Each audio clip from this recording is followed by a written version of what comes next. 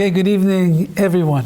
We are holding over here a new Parsha, Parshas Terumah, which is really the major transition from everything we've learned about so far in Sefer Shmos to where we're going to arrive tonight and carry us to the end of the Sefer of Shmos.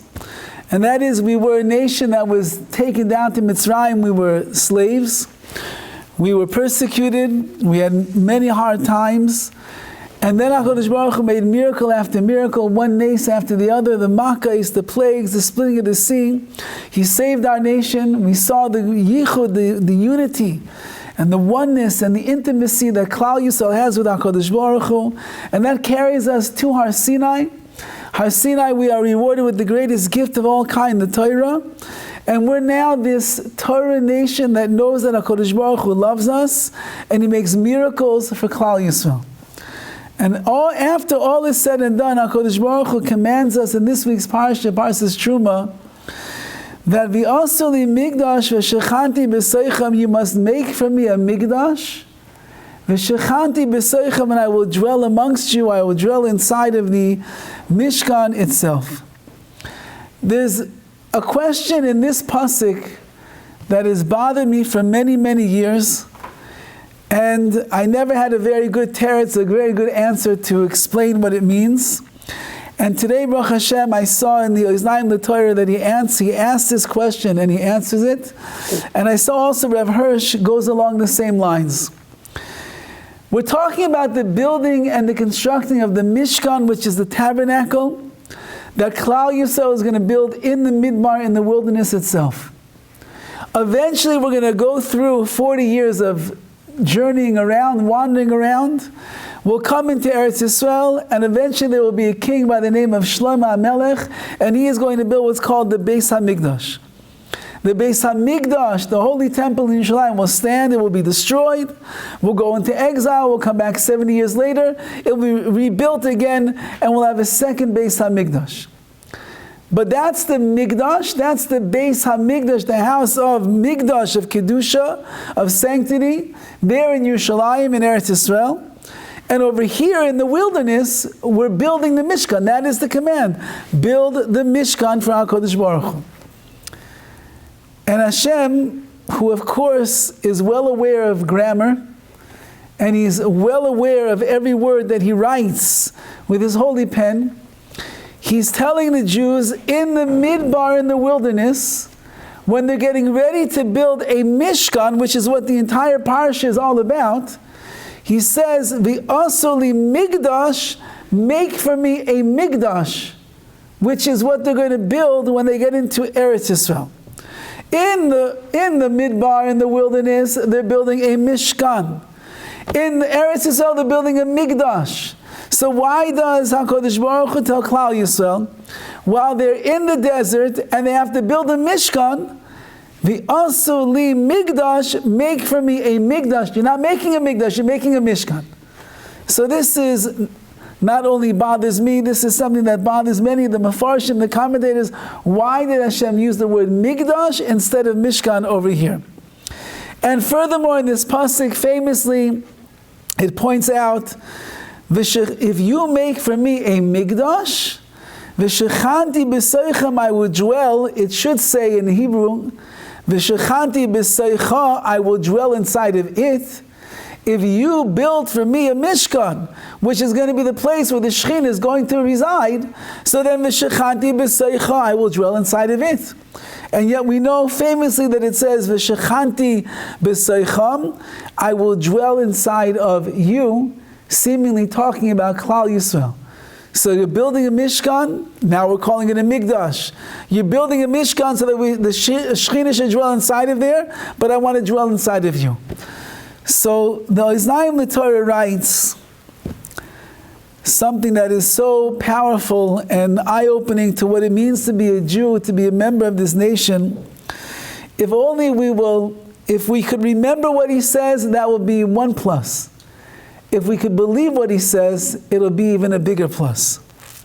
And he writes like this, HaKadosh Baruch Hu Kadesh es Yisrael. HaKadosh Baruch Hu is Mekadesh, He sanctifies Klal Yisrael. Umasulem es hakoyach lekadesh kol davar, and He's given us the ability to be mekadesh, to sanctify everything. HaKadosh Baruch Hu is mekadesh. He sanctifies. He gives us kedusha, holiness and sanctity. And part of what He's done by being mekadesh us, by sanctifying us, is He's passed the baton over to Klal Yisrael, that we in turn have the ability to be mekadesh kol davar. We could sanctify everything. Whatever a Jew touches, whatever a Jew gets himself involved with, whatever we are doing, a Jew has the opportunity, if they want to, if they pay attention, if they are aware of what is going on, they could be mekadesh, they could sanctify everything. Now we'll have to describe, what does it mean to sanctify something? What does it mean that Hashem is mekadesh, that He makes us kodesh, He makes us holy? What does it mean that we ourselves in turn can be mekadesh? We can sanctify and make things holy. Anything, says the Iznaim Torah. Asher yitzav alehem, and we see that HaKadosh Baruch has in fact commanded us, like we say, mekadesh Yisrael. We say on Yom Tov, we say Mekadesh Yisrael Bazmanim, that the Jewish people, not only are we the ones that are becoming holy, but we have the ability to pass on that holiness to everything that we come in contact with. Ve'mekadshim es hazmanim. The Jewish people are the ones we're going to come. Purim is not a Chag, it's not one of the 3 festivals, but we are also, when we come to Purim in just less than 2 weeks' time, we are the ones that are going to be Mekadesh. We will sanctify the holiday of Purim.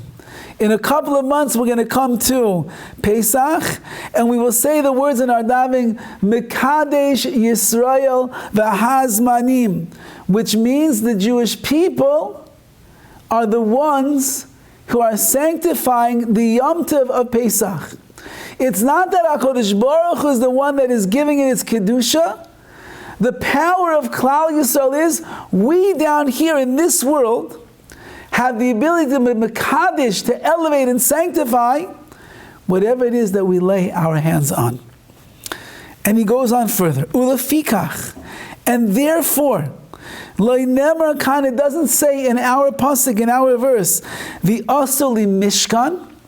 It doesn't say, make for me a mishkan, which is our question. We're talking about the midbar, we're talking about Klal Yisrael building a mishkan. It should say the asuli mishkan. Says the Islamic Torah, no. It cannot say that word. Why? Ach v'asuli migdash, make me a migdash. Why? Shem yikadshu, I want you to be, I want that Klal Yisrael are the ones that are going to sanctify this edifice. As HaMishkan v'Haya Kodesh. Klal Yisrael are the ones that are going to sanctify the Mishkan, and they are going to make it Kodesh. They are going to make it holy. HaKadosh Baruch Hu needs a bias, He needs a house. HaKadosh Baruch Hu needs a place to hang His hat at the end of a long day. HaKadosh Baruch Hu wants a place where He can commune one-on-one with every single Jew that's going to come there. Hashem wants a place where He can reveal Himself and His miracles. There were 10 miracles that were taking place inside of the Mishkan, inside the Beis HaMikdash, constantly whenever a person needed a little bit of chizuk, a little bit of inspiration for their emunah, inspiration to get closer to Hashem, inspiration to understand what it meant to be a Jew. They would just walk into the Mishkan, or later they would walk into the Beis HaMikdash and they would see 10 open miracles in front of their eyes. Says HaKadosh Baruch Hu, it's not me that's going to create the Kedusha, the sanctity in the Mishkan. It's not me that's going to force my Shekhinah, my divine presence, into the Mishkan. It's not me that's going to make it into a miraculous edifice where all miracles in the world could be seen in front of the eyes of Klal Yisrael. He says, Yidden Klal Yisrael, I want you to be the ones that are going to be Mekadesh. You be the ones that are going to elevate and sanctify and bring the Kedusha to the world down here. And therefore, it doesn't say, V'yasali Mishkan, make me a Mishkan. Of course you're making a Mishkan, we know that. What he's telling us is, you are the ones that are going to make this place Kodesh, full of Kedusha, and then it will be the Mishkan in which I'm able to rest my Shekhinah inside. And this is reminiscent of the words of Rav Hirsch himself, who explains that the Mishkan was nothing short of one of the greatest miracles in the history of the world. You could take all of these materials that are in the world, gold and copper and silver, wool and linen and wood, and you can transform them into a bias, into a house that is going to allow the Shekhinah to come and rest in this world amongst us. How could a human being, flesh and blood, down here in this world, how can they harness all of these materials together, put them together as it says in the Torah so explicitly, all the ways that we're supposed to do it? And that wooden structure, that golden menorah, that copper Mizbeach altar, that somehow is going to bring down the Shekhinah into this world. The Shekhinah is not bound by time. He's not bound by space. He doesn't like materialism. He doesn't have a body. He just is the Shekhinah, divine presence. So how can the Shekhinah come into this world, into this Mishkan, which is made out of physical, material matter? Says Rav Hirsch, this idea, because Klal Yisrael, when they started working and putting everything together and building the Mishkan, they were Mekadesh. They sanctified all of the physical, material items of this world. And through their Kedusha, through their holiness and their sanctity, they elevated the gold to Kedusha. They elevated the Nechoshes, the copper, to Kedusha. They elevated the acacia wood to Kedusha. They elevated the linen and the wool to Kedusha, and the dyes that would make the wool different colors. They elevated into Kedusha, to a world of sanctity. And so it's no longer a piece of wood. It's a piece of the Mishkan. It's no longer a piece of gold. It is now the Kedusha of the menorah. It's no longer wool. It's now the paroiches. It's going to be the curtains that are hanging in the Mishkan. They elevated everything into a realm of total sanctity. That's the power of a Jew. The power of a Jew is he can take the most mundane, simple thing in this world, which looks like it's nothing more than a piece of food. It looks like nothing more than an article of clothing.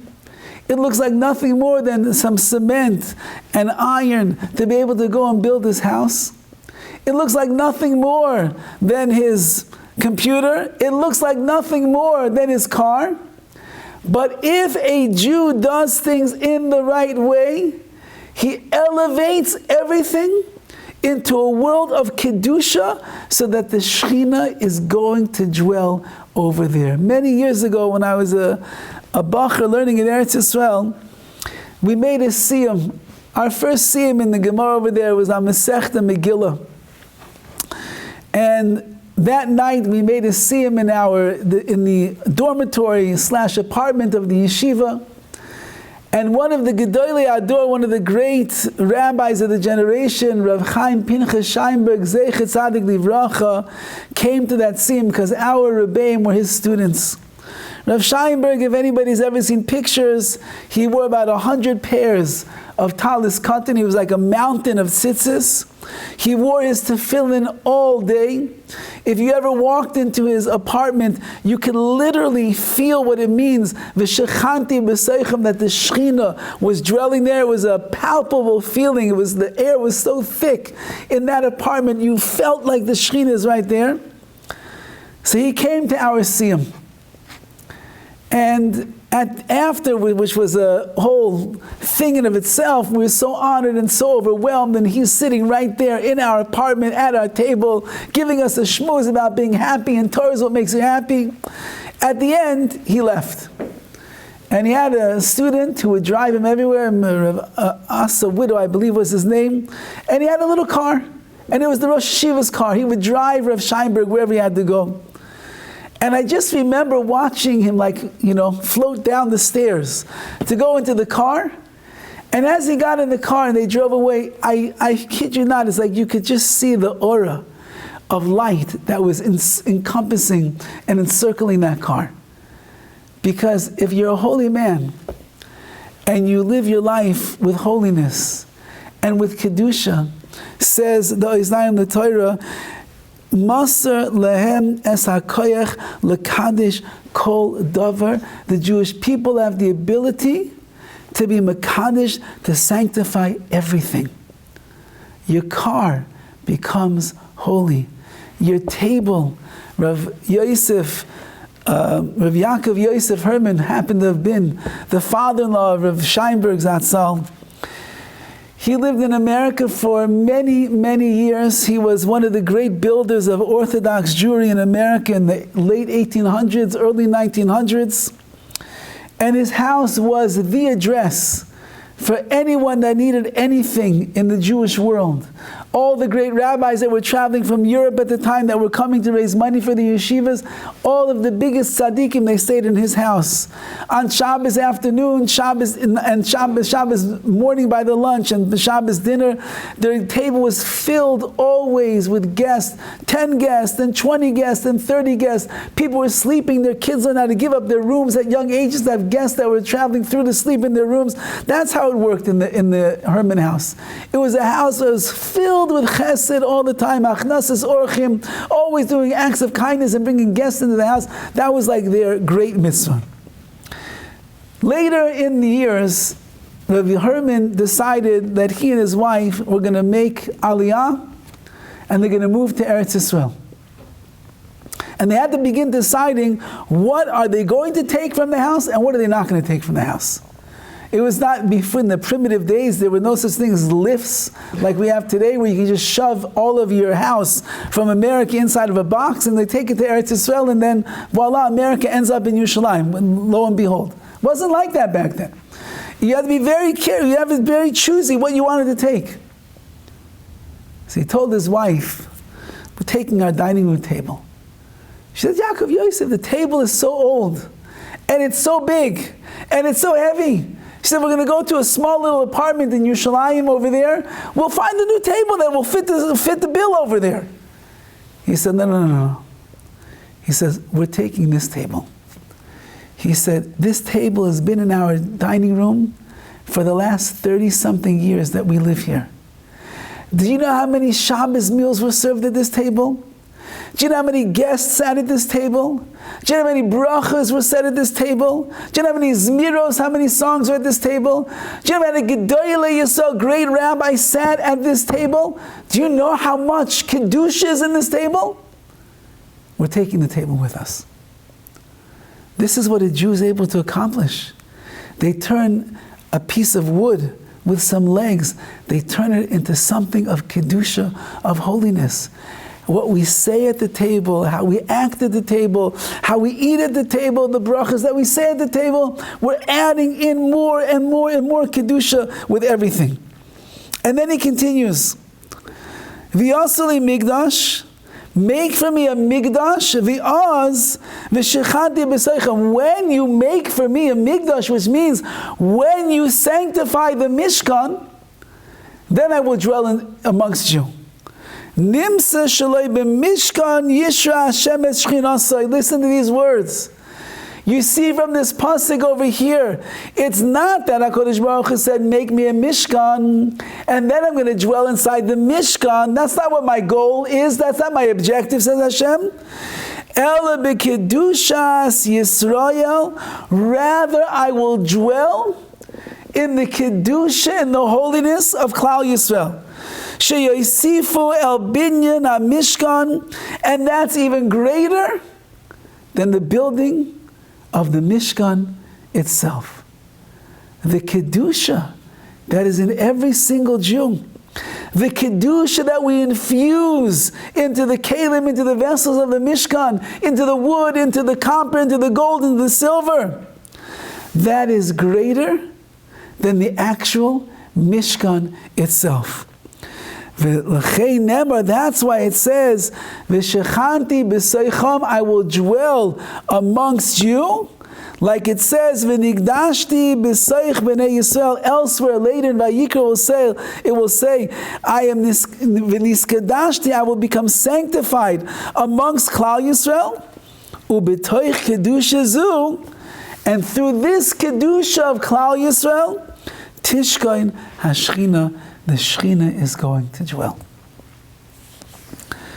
The Torah is telling us something that is, if we would just live with this belief, we'll realize that everything that we do in our lives has opportunity to bring Kedusha down to this world, Kedusha to our homes, Kedusha to our tables, Kedusha to our clothes, Kedusha to our food, Kedusha to our marriages, Kedusha to our children, Kedusha to our shuls.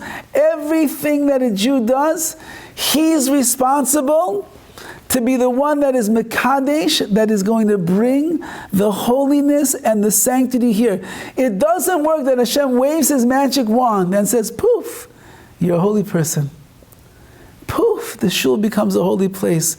I remember when we left the old shul, it was very hard for me to part with that shul. We were there for, at the time, 12 years.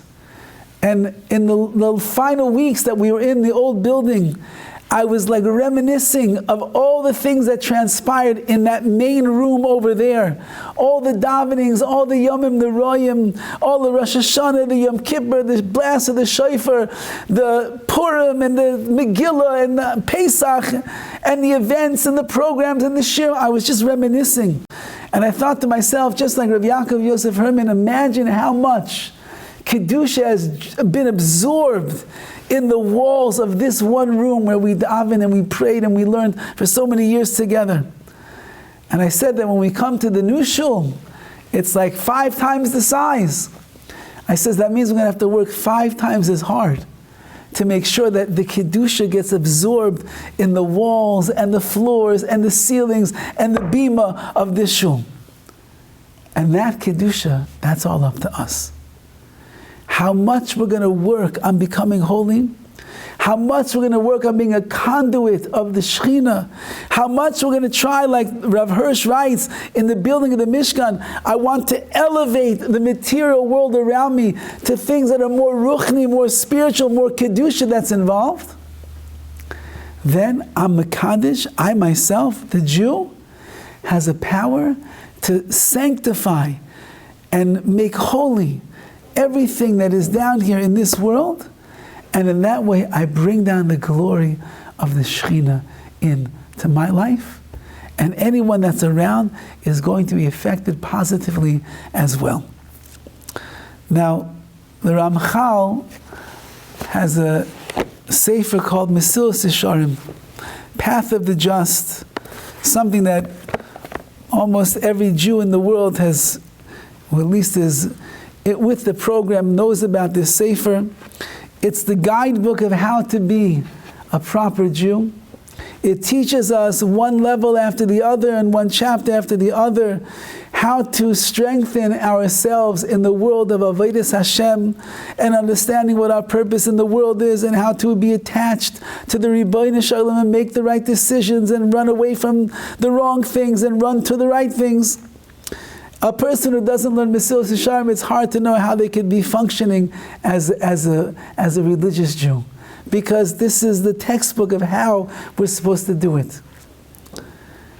At the very end of the Sefer, after you've been through like 10 levels of ascension, of getting holier and holier and holier, the final level that a person can reach is called Kedusha.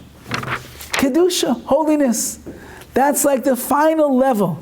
So here we see that in the Parsha, V'asali Migdash, every single Jew has the power and the ability to be Mekadosh, to sanctify everything. You should know that Kedusha is the highest level. It's the last level in the rung of the ladder that's going to bring you up to HaKadosh Baruch Hu. And he writes over here something that fits into our words exactly. He says, HaKadosh, what does it mean to be a holy person? What is holiness? What is the world itself is at loss of what is Kedusha, what is holiness? Hadavek tamid v'eloikav, someone that is clinging to his God constantly. V'nafsha mishaleches bein hamuskalos ha'amitiyos, his nefesh, his soul is always traveling amongst the wisdoms, the divine wisdom.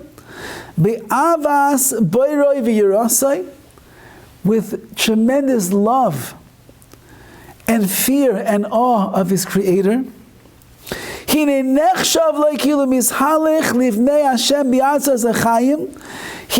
considered to be someone that is traveling and together with HaKadosh Baruch Hu in the land of the living, which means in the world to come, even while he's down here in this world.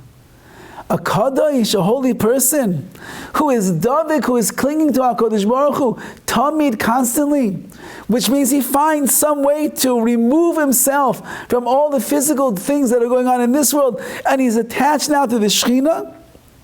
Even while he's in this world, it's as if he's in the world to come.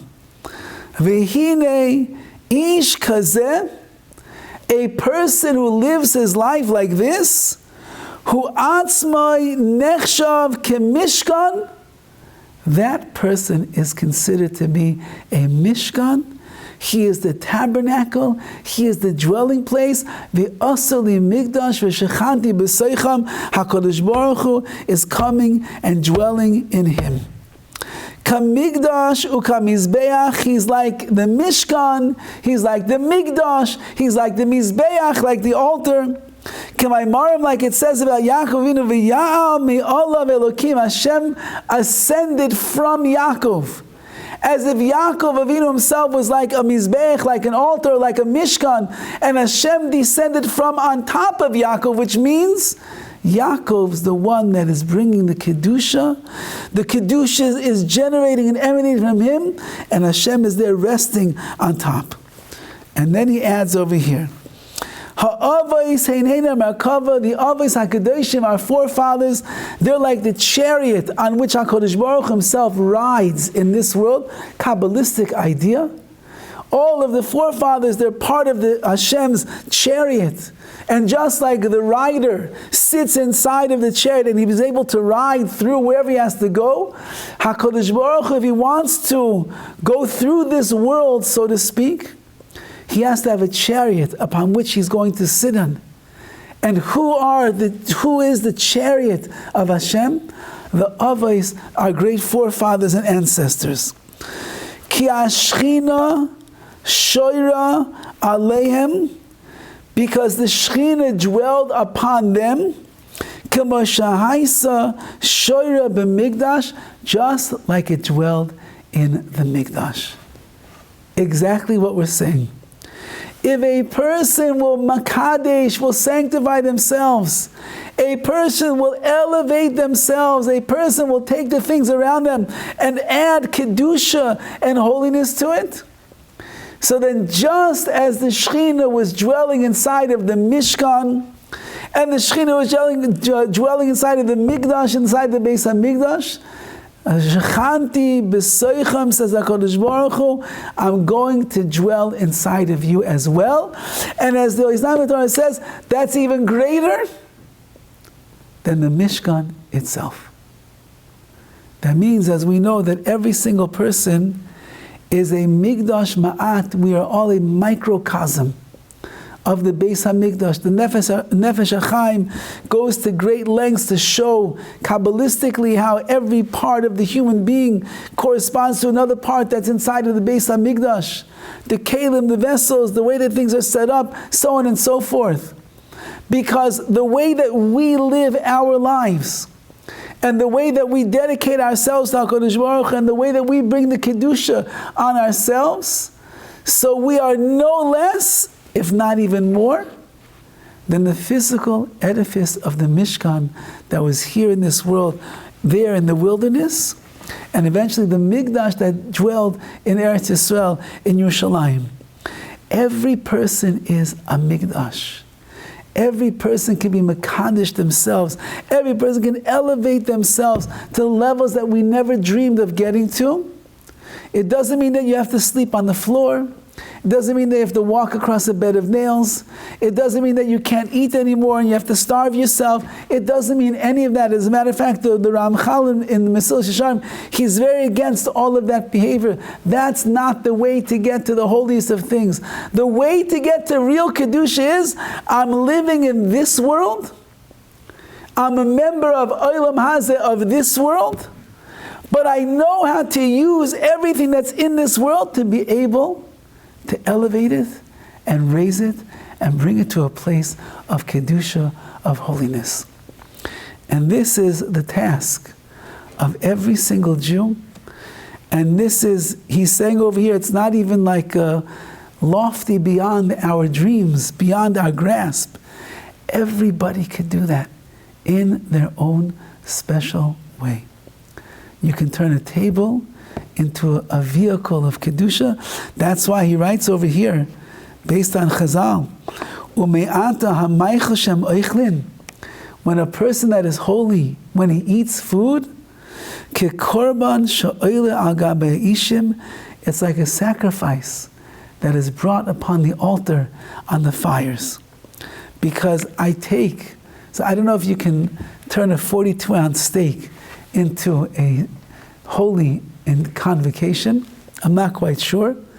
I'm not sure if a 34-ounce latte every single morning can turn into a holy drink. I'm not sure.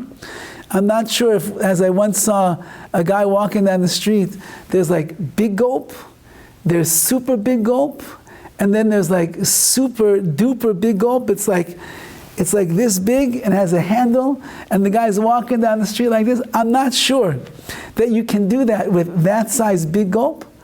But certainly if we do things in the right way in this world, and we use the things that we need and we're going to take advantage of in the physical world, and we elevate them and we raise them up little by little by little by little, so then everything we're doing goes into a realm and a world of Kedusha, of holiness.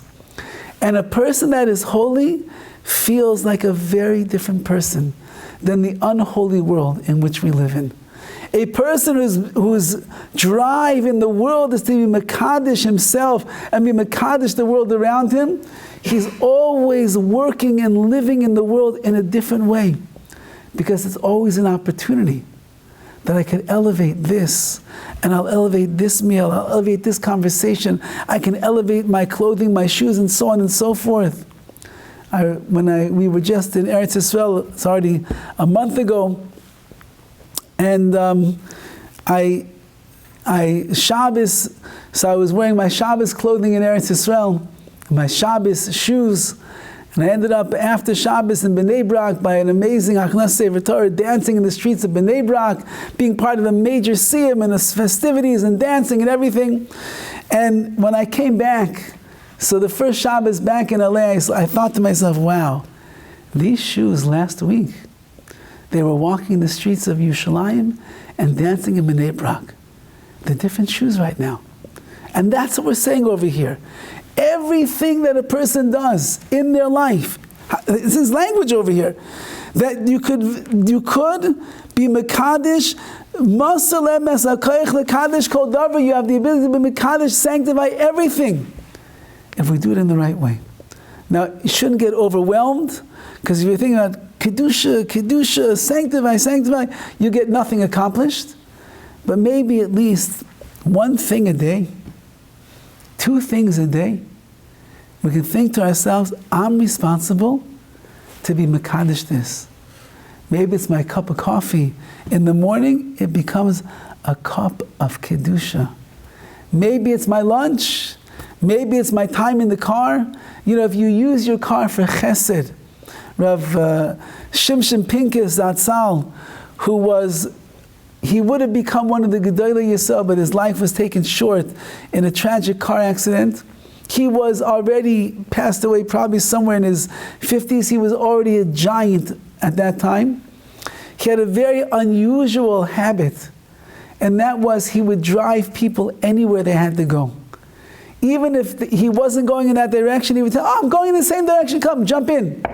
He had a car, which in his town of Tifrach was not so common to have a car. And he said, if I have a car, I'm going to use it for one thing, chesed. I'll be a shuttle. I'll take people from here to there, wherever it is they have to go. He once had a person, he was driving down the road, and there's a guy hitching from Tifrach, and he says, where are you going? He says, I'm going to Yerushalayim. Oh, unbelievable, I'm also going to Yerushalayim. That was a far ride. I'm also going there. He says, where are you going? He said, I have to go to some place over here. I said, unbelievable. I'm going to the exact same place. Come. He gets in the car. He drives in there. And Rav Shimshon Pincus drops him off. And he says, look, here's my phone number. I'm going to go take care of my business. When you're ready, just call me. He dropped him off. And Rav Shimshon Pincus had nothing to do in Yerushalayim that day at all. But he went to a Beis Midrash. He sat down and he learned. And the phone rings, whatever, is 2 hours later. And he says, Rabbi Pincus, unbelievable. I just finished my meeting also. Perfect. I'm coming to pick you up. And he comes and he picks him up and he puts him in the car. And he never told the guy that he wasn't going to Jerusalem, that he waited for 2 hours for him. He never told him. If Hashem gave you a car, and not everybody has a car, what's the car for? For chesed, that's what he said. And that means that every person that sat down in that passenger seat, and every ride that he gave, and every mile that he drove, and every time that he had to fill up another tank of gas and put another person, everything, he was mekadesh again and again and again, elevating his car, elevating his vehicle. This is the opportunities that we have, Baruch Hashem. We have a lot of gashmias. We have a lot of physical things. We have a lot of materialism. We have a lot of objects. We have a lot of possessions. So it can't be all about the possession itself. It's how can I elevate that possession. When we moved to Los Angeles, so in the beginning, we were renting a quaint house. And my in-laws, God bless them, very, very generous people, they wanted to give us a house. And in their mind, it had to be a certain investment worthwhile for them. And we looked at a house, and the house that we looked at, I believe at the time, was probably about as big as the apartment building that my wife and I were living in before we moved to Los Angeles. And I said to my wife, this is crazy. How in the world can we take such a house? This is crazy.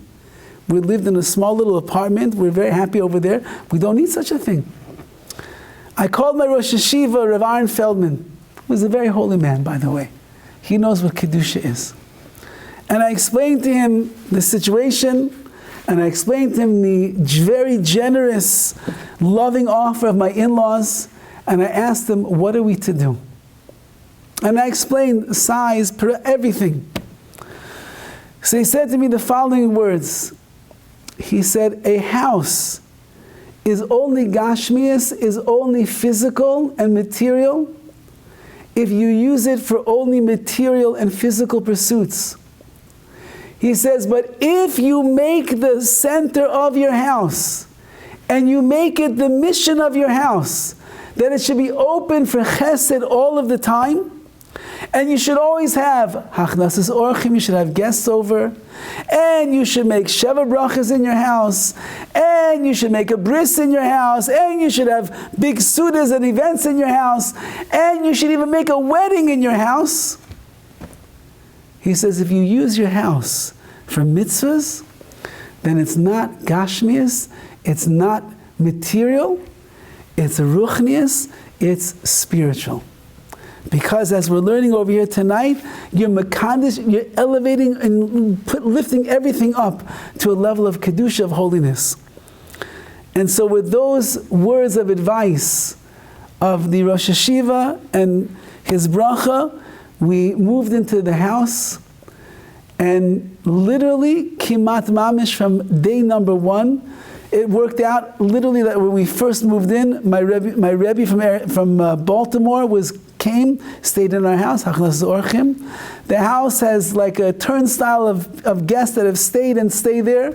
Meals, I don't know how many thousands and tens of thousands of meals we've been zeicher to serve out of our kitchen. How many thousands, if not tens of, thousands of guests that have come through. And we did make many Sheva Brachas, and we did make brisim, a bris, and then eventually, Baruch Hashem, about maybe 10 years ago, I had a student who wanted to get married, and he and his wife didn't have so much money to make a wedding, and to rent a hall is expensive, as anybody knows. I said, you know what, why don't you make your wedding in our house? And he said, really? I said, sure.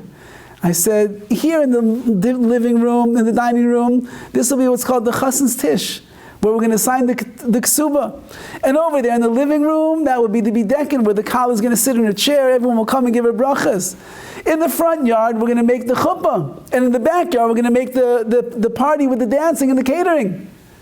And sure enough, we turned our house into a wedding hall that night. And then we were zeicha throughout COVID as well.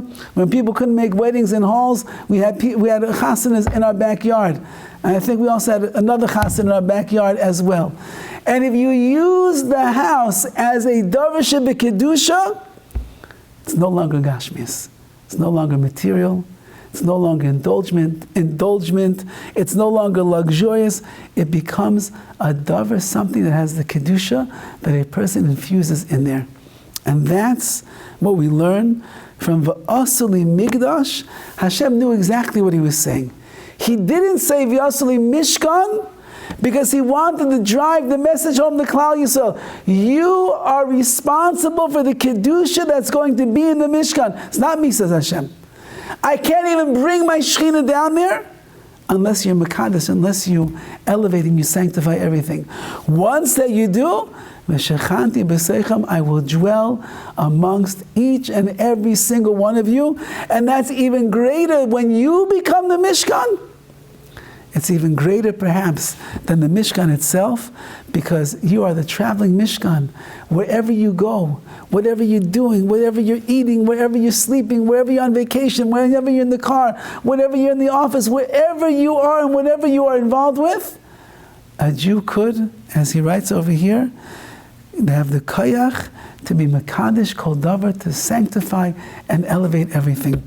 We should be zeicha be'ez Hashem as we go through the parshas of the construction and the building of the Mishkan, and we see how exact and precise everything was in HaKadosh Baruch Hu's eyes, so that it should be the perfect dwelling place for the Shekhinah. We should make ourselves into this Mishkan down here in this world, this Migdash Ma'at, this microcosm of the Beis HaMikdash, of that dwelling place of Hashem. And then wherever we will go in our lives and whatever we are doing, we could be a conduit, we could be a receptacle and a clear vessel that the Shekhinah can come and dwell, V'shechanti b'seicham, amongst all of us, Be'ezras Hashem.